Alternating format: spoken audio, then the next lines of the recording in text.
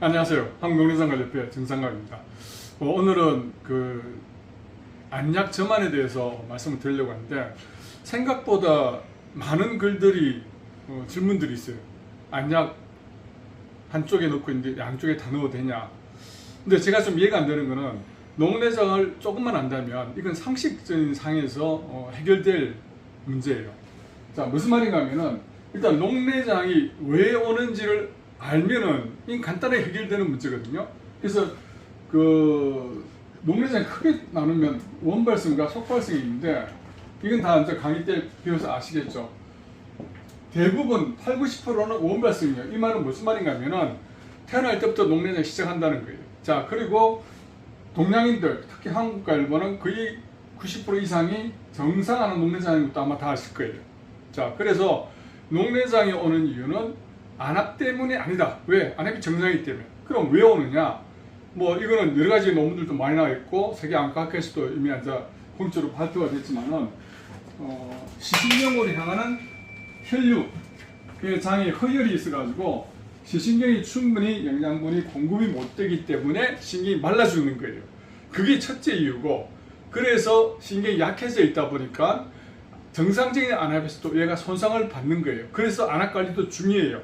그래서 안압을 신경이 손상되지 않을 때까지 날아주는 건데, 그러면 이 혈류가 중요한데, 그럼 병원에서 왜 혈류를 관리를 안 해주나요?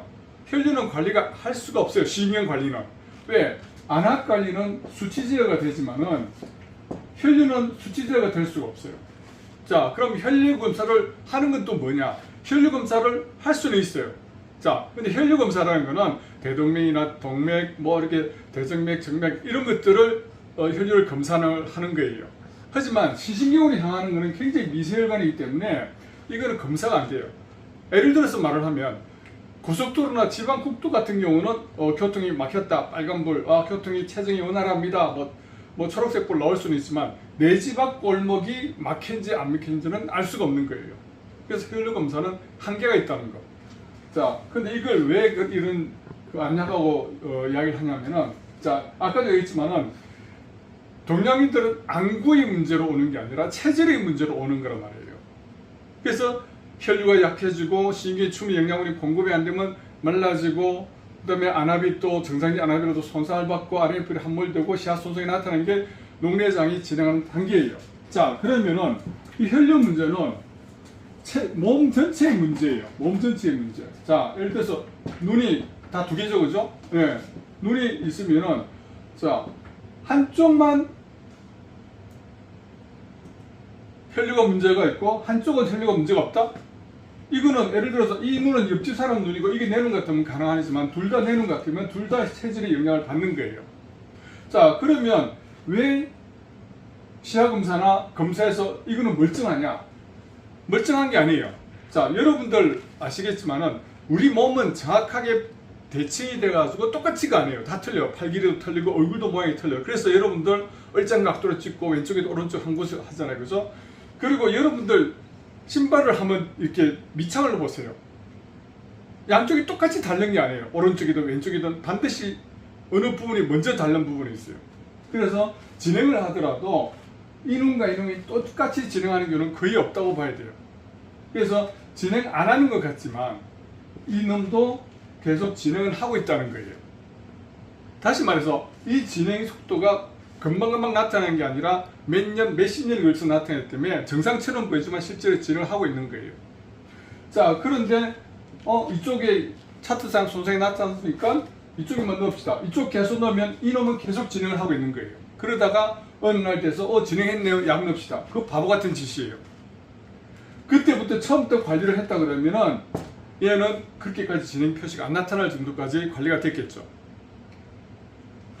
그럼 어떨 때는 그럼 한쪽만 넣냐? 아까 얘기했던 속발성 농내장. 이 속발성이라는 거는 외상성 농내장. 예를 들어서 야공의 눈을 맞아서 방수 유출로가 손상이 돼가지고 안압이 올라갔을 경우. 그 다음에 한쪽 눈에 스테로이드를 많이 넣어가지고 안압이 올랐다. 그 다음에 포도막염성 농내장. 포도막염성 농내장이라는 거는, 포도막염은 어찌 보면 면역성의 문제이기 때문에 이것도 체질의 문제라서 결국에는 속발성이지만은 양은 다 진행을 해요. 이럴 경우 또는 양안의 안압 차이가 5 이상 날 때, 이럴 때는 한쪽만 넣는 경우는 있지만 그 외에 나머지 일반 원발성 농내장에서는 다 양안을 내야 돼. 왜? 아까 그런 이유 때문에. 자, 여러분들 꼭 명심하시고 아깝게 진행하고, 제가 여러분들하고 같이 한 게 한 그 카페나 이런 협회를 통해서 할 때 한 30년 가까이 이렇게 여러분들 지켜보고 있지만 같은 이야기들 나누고 있지만은 거의 대부분 99.9%도 아니에요. 100% 나중에 다 넣게 됩니다. 어떻게 넣냐? 다 망가지고 나서 그때 넣는 거예요. 이런 바보 같은 짓은 우리가 이제는 그만둬야 돼요. 그래서 그리고 예를 들어서 한쪽에만 저만하면 부작용이 100이고 양쪽에 저만하면 부작용이 2, 300이다. 그러면 고려를 해볼 수도 있지만 어차피 부작용은 거의 비슷해요. 한쪽 넣나 두 쪽 넣나. 그리고 설령 부작용이 있다 하더라도 우리가 실명하는 부작용에 비하면 아무것도 아니에요. 그래서 이제 이런 것들은 뭐 너가 2번 넣어라, 뭐 양안 넣어라, 한쪽만 넣어라, 그런 말하기 이전에 상식선상에서 여러분들 생각을 해보시기 바랍니다. 자, 정리를 하면은 이런 속발성 농내장이 아니고 정상적인 원발성 대부분의 농내장이라면은 체질의 문제이기 때문에 진행이 안 됐다라고 하지만 실제적으로 진행하고 있는 거에 표시가 안 날 뿐이에요. 자, 그렇기 때문에 반드시 양안을 넣어서 같이 관리를 해줘야 된다.